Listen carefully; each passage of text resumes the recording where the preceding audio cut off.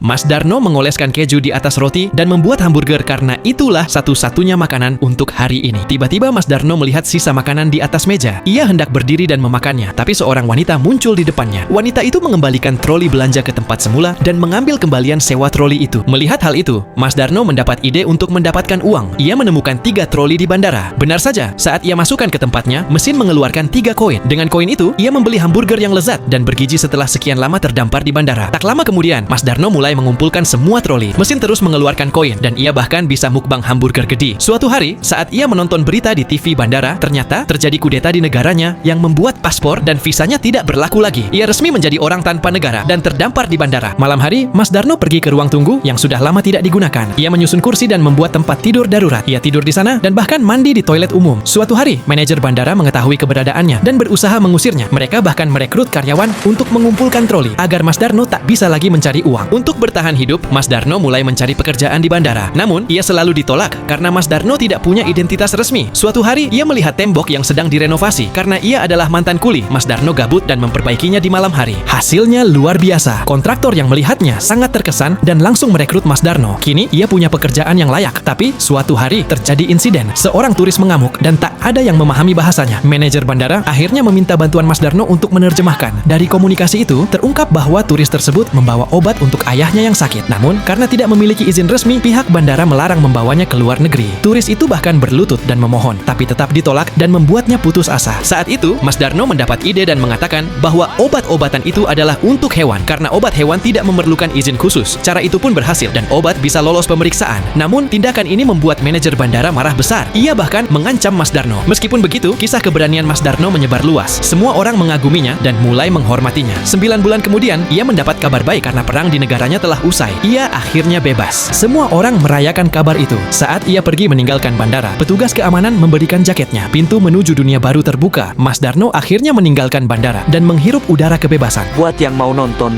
judul filmnya The Terminal.